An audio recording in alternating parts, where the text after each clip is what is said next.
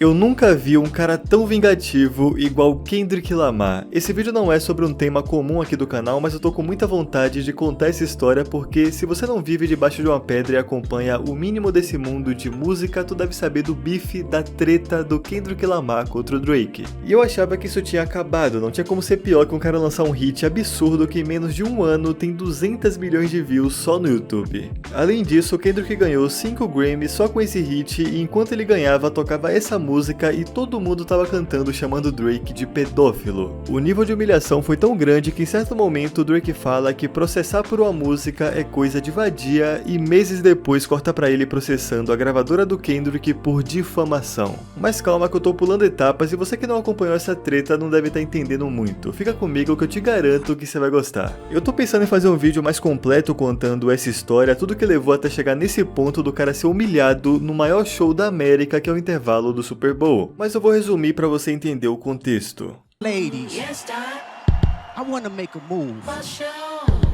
I wanna perform their favorite song, but you know they love the suit. What song? Yeah, that song. O Drake é um artista que há anos estava no topo de tudo. Foi o primeiro a alcançar 75 bilhões de streams no Spotify, foi o primeiro a ter 1 bilhão de views em uma semana de lançamento, enfim, o cara é um fenômeno. Só que por outro lado, sabe aquela famosa frase de separar a arte do artista? Eu acho que isso se encaixa perfeitamente pro Drake, porque esse cara é um otário, só que o maldito sabe fazer música que é hit. Tá ligado aquele meme do Vegeta? É mais ou menos isso aí quando você conhece quem é o Drake e escuta alguma música dele. Por estar no topo, o Drake se achava intocável, tinha um ego do tamanho do mundo. E por ter esse ego, o Drake atacava outras pessoas de forma sutil, porque na cabeça dele, ninguém ia bater de frente com alguém desse tamanho. Mal sabia ele que a sua ruína ia vir de um cara com 1,65 de altura. No final de 2023, o Drake lança essa música, e ele faz o clássico Sneak Diss, que é meio que você atacar, mas não atacar, sabe? Você solta uma indireta ou outra, mas não cita ninguém, é mais ou menos isso. Daí, em questão de meses, o Kendrick faz uma participação numa música do Metro Boomin, que inclusive é um cara muito talentoso, eu sou muito fã dele, mas o Kendrick participa e não tinha como ele ser mais direto do que ele foi. Ele cita a música do Drake e depois parte para uma série de ataque. Se antes era indireta, um boato ou outro que eles não se gostam, agora de fato era pessoal. Mais ou menos 2 semanas depois, o Drake lança uma diss, onde ele ataca não só o Kendrick, mas todo mundo que tava naquela música e até quem não tava, como o The Weeknd, por exemplo. Inclusive, meu mano Metro Boomin levou uma pedrada absurda. Metro, shut your whole ass up and make some drums, nigga. Então esse é o contexto inicial da treta, só que uma coisa que eu acho importante você saber é que muita gente da indústria da música não gosta do Drake. E você pode enxergar isso por dois lados. O primeiro é que eles não gostam porque o cara é um fenômeno, então pode carregar um pouco de inveja. E o outro lado é que se muita gente conhecida de dentro da indústria não gosta de um cara, é porque eles sabem algo que o público não sabe. A polêmica do Diddy serviu pra mostrar que nesse mundo de famoso rola muita coisa bizarra. Eu particularmente prefiro acreditar na segunda opção. Há muito tempo rolam os boatos esquisitos sobre o Drake e algumas atitudes dele são no mínimo suspeitas, como por exemplo quando em 2018 a Millie Bobby Brown tava trocando mensagem com o Drake, só que na época ela tinha 14 anos. Segundo a Millie, o Drake, um cara de 31 anos na época, tava dando conselhos pra uma garota de 14 sobre relacionamento com outros garotos. A mesma coisa aconteceu com a Billie Eilish, que com 17 anos revelou que trocava mensagem com o Drake, que tinha 33 na época. Ninguém sabe o contexto da conversa, mas aparentemente o Drake gosta de conversar com menor de idade. Daí, como eu disse, ele lançou essa diss aqui, e 6 dias depois o Kendrick responde e lança a música Euphoria. E o nome não é à toa, a diss carrega o mesmo nome de uma série que o Drake é um dos produtores e também é uma série que é conhecida por sexualizar bastante menores de idade. Essa parte é importante porque em certo ponto o Kendrick fala que isso é só uma briga casual e que o Drake deveria manter assim, porque ele sabe umas coisas sinistras, mas até então tava deixando guardado. Inclusive tem uma parte que o Kendrick fala que odeia o jeito que o Drake anda, odeia o jeito como ele fala, odeia o jeito como ele se veste, o cara é o maior hater do planeta. Só que a linha seguinte é a mais sinistra, porque o Kendrick fala mais ou menos assim: nós odiamos as mulheres que você fica porque elas se confundem com mulheres de verdade. E se você pensar por um certo ângulo, uma mulher que ainda não é uma mulher de verdade pode ser interpretado como uma menor de idade. E daí em diante, uma série de porrada. O Kendrick fala que o Drake fez lipo pra parecer mais musculoso, que é verdade, ele realmente fez a cirurgia assim. No final, o Kendrick faz um aviso pro Drake não mencionar sua família, como ele mesmo disse, era pra manter isso numa briga casual. E o que o Drake faz logo em seguida, ataca a família do Kendrick. Family Matters. 5 dias depois, o Drake lança essa música. E assim, com todo o respeito do mundo, é uma música boa pra cacete. Só que nesse intervalo de 5 dias, o Kendrick teve uma música meio que vazada, onde ele afirma que pessoas próximas ao Drake trabalham pra ele. Que ele tem informantes de dentro do grupo do Drake. Guarda essa parte que vai ser importante depois. Mas vamos lá, essa diss é muito boa. É uma música que se o Drake não tivesse sido enterrado logo em seguida, seria um hit absurdo. Nessa aqui, o Drake ataca basicamente todo mundo, só que ele afirma que o Kendrick bate na mulher. Inclusive tem uma barra que é sacanagem, onde o Drake pergunta por... Cara, isso aqui não vai dar. O Drake pergunta pro Kendrick se quando ele coloca as mãos na esposa dele, é legítima defesa porque ela é maior que você.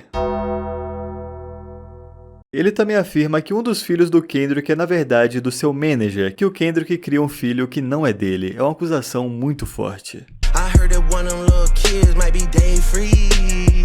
Foi nesse momento que o Drake ultrapassou qualquer linha, porque até então ninguém tinha atacado família, ninguém tinha passado tanto do ponto. Foi aqui que várias pessoas começaram a apoiar mais o Kendrick, porque o Drake desceu num nível absurdo. Você ouvir um ataque à sua pessoa e responder falando que a mulher dele teve um filho com seu melhor amigo é doideira, cara. Então isso aqui tinha tudo pra ser um baita hit, só que não deu tempo das pessoas nem ouvirem uma segunda vez, porque 15 minutos depois o Kendrick respondeu. Ninguém sabia como, porque não faz sentido. Como que você vai ter uma resposta pronta de uma música de 7 minutos tão rápido assim? E é daí que voltamos naquele ponto que eu falei que realmente o Kendrick tinha gente infiltrada no grupo do Drake e sabia tudo o que ele ia falar na música dele. Por isso saiu Meet the Grams, que é basicamente o sobrenome do Drake. Numa espécie de carta aberta, o Kendrick fala com o filho, a mãe e o pai do Drake, dá conselhos pro filho dele e meio que conta pra mãe quem seu filho realmente é e culpa o pai pelo filho ser essa pessoa horrível. É um bagulho muito psicopata. Lembra daquele trocadilho com o nome da série?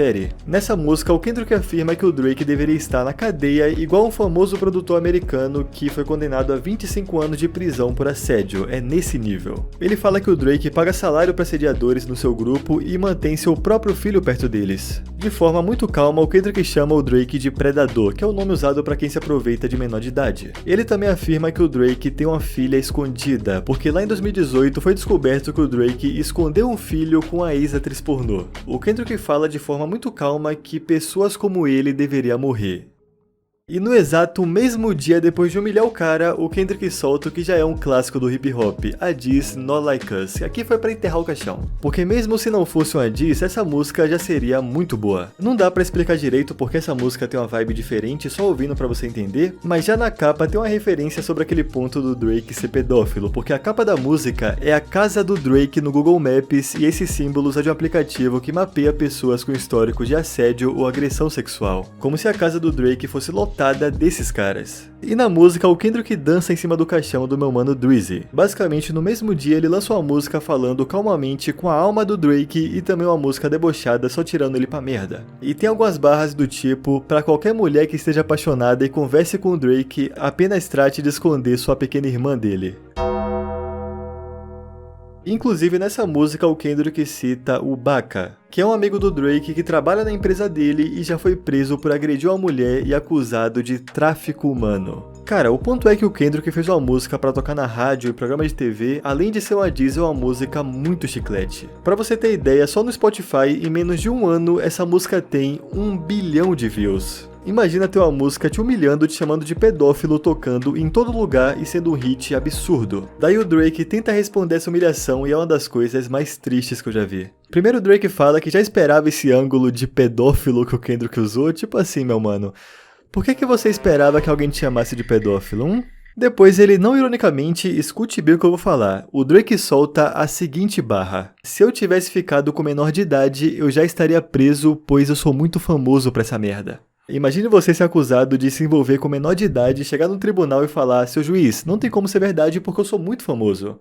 Acho que já deu pra entender quem saiu por cima dessa história, né? Dito isso, chegamos no ponto atual. Eu falei que ia dar uma resumida, mas eu acabei me empolgando um pouco. Quando eu digo que o Kendrick é o cara mais vingativo que eu já vi, é porque nesse mês ele apresentou o show do intervalo do Super Bowl. Nós aqui do Brasil talvez não tenha noção do tamanho do Super Bowl, mas lá fora é meio que o evento mais aguardado do ano, então o show do intervalo, por consequência, também é muito esperado. Só que quando foi anunciado que o Kendrick seria o artista desse show, tinha uma dúvida se ele ia ou não cantar diss pro Drake, porque o próprio estava movendo um processo de difamação contra ele. Só que esse homem não apenas canta a música que chama o cara de pedófilo no maior evento do país, como ele brinca com o fato do Drake estar processando por ter perdido a treta. Oh, no. It's a cultural divide. I'ma get it on the floor. You really about to do it? 40 acres in the mule. This is bigger than the music. You really about to do it? Yeah, they tried to rig the game, but you can't fake influence.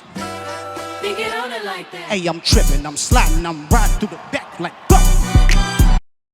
Cara, isso chegou num nível tão bizarro que o Kendrick dá um sorriso de psicopata quando cita o nome do Drake em rede nacional, e logo em seguida fala que ele gosta de menor. Não contente, tá vendo essa mulher que aparece dançando com a Diz? Ela é a Serena Williams, uma das maiores tenistas de todos os tempos e ex-namorada do Drake. Acima de tudo, o cara chamou sua ex pra dançar na música que te humilha de todas as formas possíveis. Mano, isso é outro nível de ódio. Esse cara é o maior hater da história. Ah, e outro detalhe, com 133 milhões de espectadores, esse foi o show do intervalo mais visto da história, recorde que anteriormente era apenas do Michael Jackson. E esse foi o último prego no caixão do Drake. Essa foi uma das tretas mais sinistras que eu já vi e com certeza tá marcada na história da música. Por isso eu quis contar ela pra vocês. Muito obrigado por acompanhar, se inscreve no canal que é muito importante, um abraço e até o próximo conteúdo.